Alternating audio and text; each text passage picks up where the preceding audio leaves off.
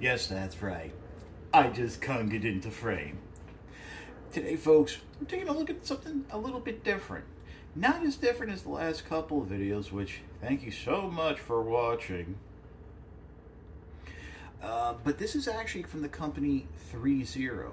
It's part of their MDLX line, and it's Sideswipe. They've been doing these for a while now, but this is the first time they did a figure that I actually like the way it looked.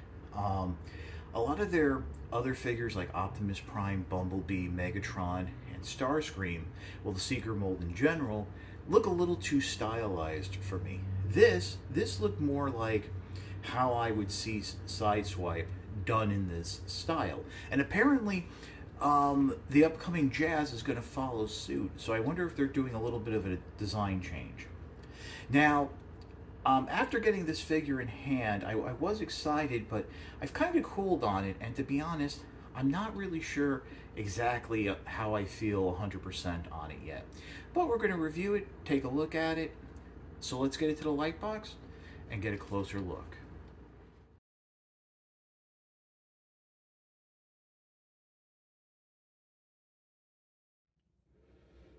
Alright, so here we go. We have, I wanted to put Sideswipe in a pose that really showed off the extra articulation this figure has. It does have toe joints, so it's able to balance on the toe right there. And it's, and it's really not bad. Now, one thing to note before we get into the review proper is mine came a little damaged in the packaging. And what ended up happening is the horn, the right horn, which would be on your left side, was damaged. And let me just remove the shoulder cannon so you can see. Oh boy, that's in there. Well,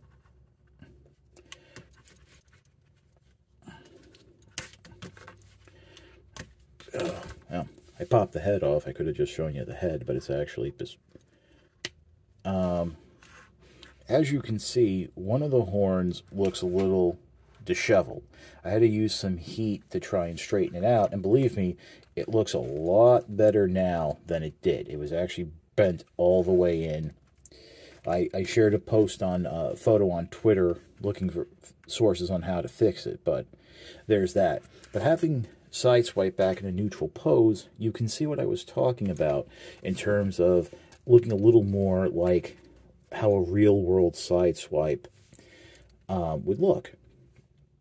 Now, you noticed that I removed the shoulder cannon. Basically, right here at the top, there are these little nub covers. You pop one out, you can slide the cannon in, just like so, and as you saw, it sat very nicely. So, you just get that back. Try to get that back in. Oh. Of course, it's going to be difficult on me now. But there we go. There's a little lip and stuff, so it holds in. And so there's that. Now, you do see one of my little issues with this figure is the fact that it does have a lot of joints, which means it's sometimes a little hard to get the figure posed in what I would consider a neutral pose, because once you start moving something, 3 other joints start to move.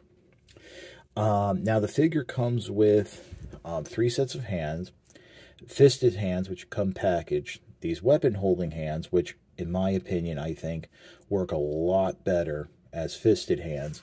And then, and let me pop open the tray here. Well, the tray here. Probably should have done that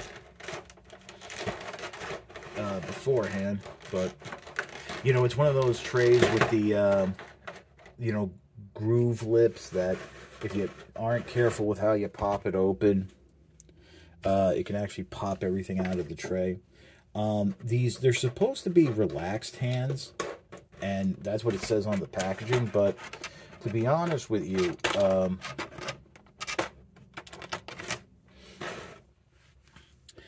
if you look, they're kind of curved, and I think they're really meant to cradle the weapon, because trying to pose the figure with these hands on just doesn't look right. They pop on and they pop off very easily. Getting them on, it's just a question of lining up the bulge socket and pushing and making sure that the socket doesn't move. Personally, I prefer the hand joints where the peg is on the hand. There we go. Oh, no. And do I have it? Yeah, looks like it. And, you know, there's like a photo on the packaging where it's like he's got his hand on his waist. That, to me, you know, that works. And then, of course, two-handing the gun, which, by the way, this does have the forward butterfly joints. Makes this very easy and nice to do. But it does cradle quite nicely into the hand. Maybe if you want to do something a little more RoboCop-ish, or let's see if I can do like a two-fisted, like gripping the base. Oh yeah, I can get it over. There you go, something like that.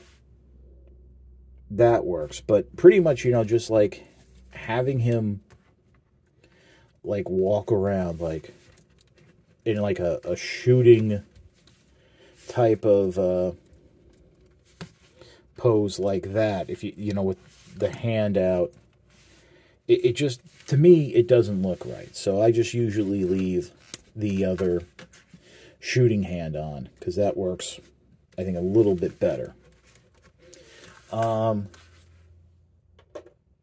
of course, you may have just noticed some of the other articulation, besides the head joint here, which is on a ball. You have a ball and neck joint, so you can get a little bit of the pile driver action going.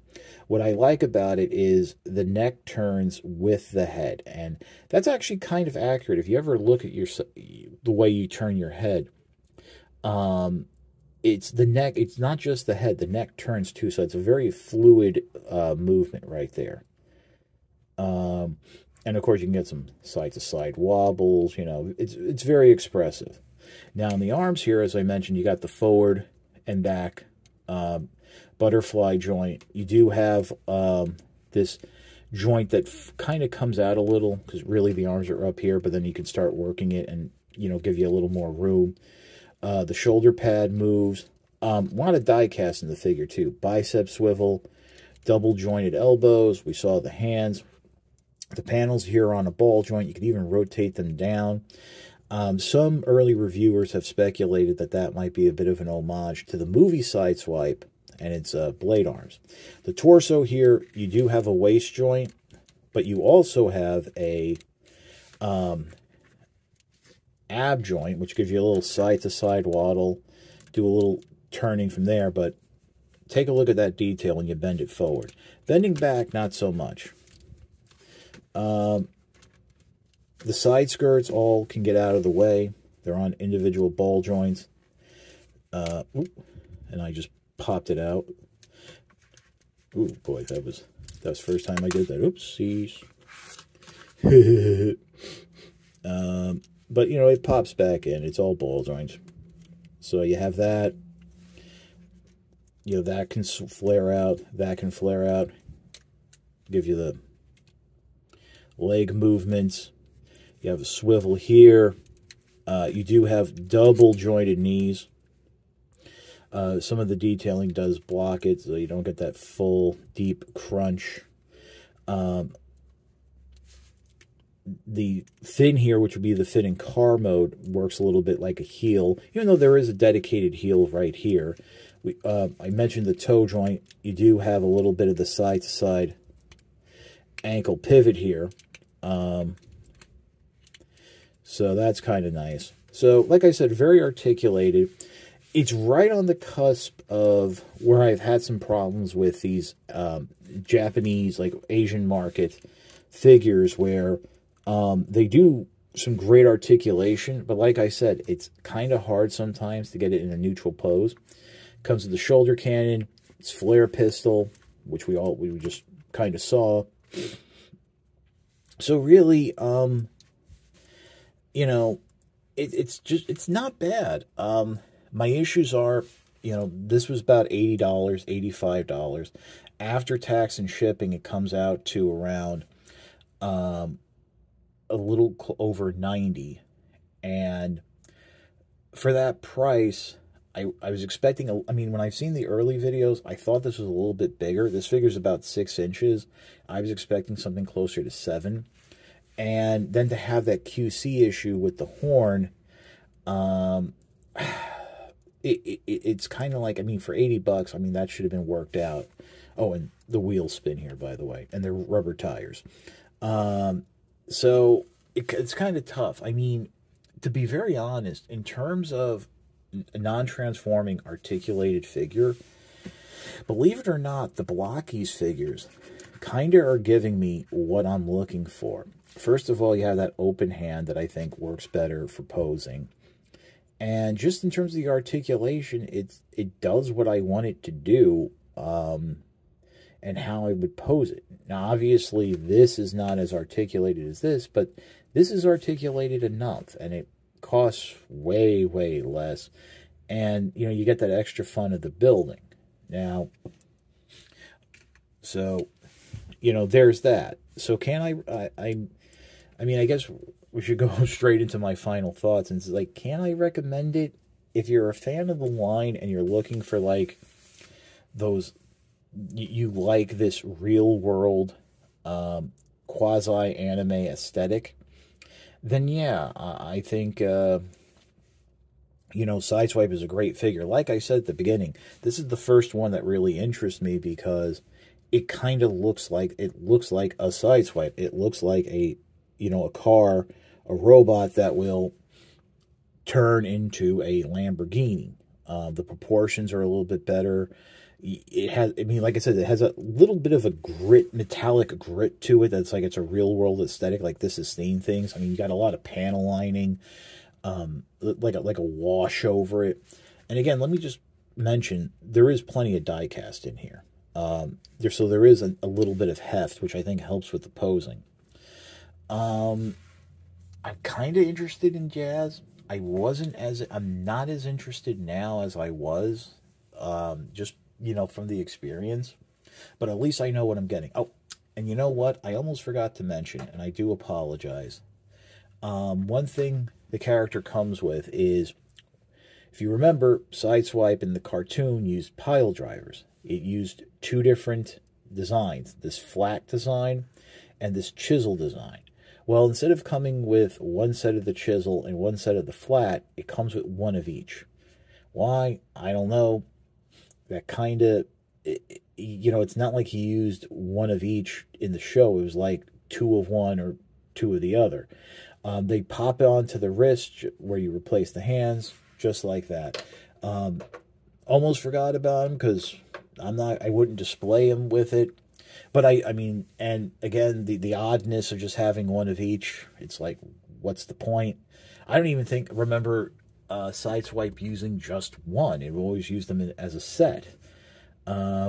Also, they could have included a jetpack for him, just to, like, pop on.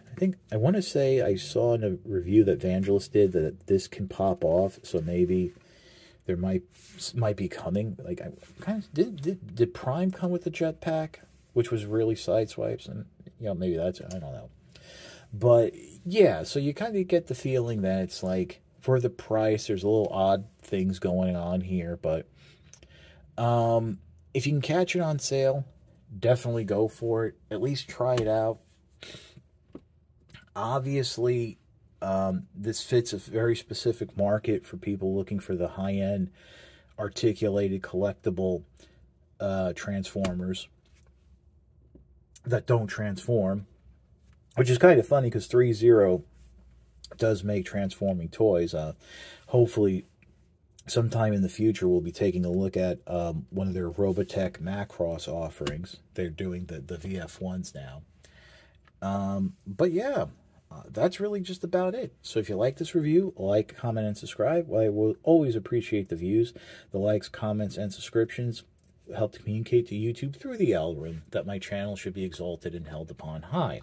If you want to make the ultimate sign of support, I do have a Patreon. It's www.patreon.com/ChuckDog1999. All I ask for is $1 a month, $12 a year. No thrills, no tiers, no special rewards.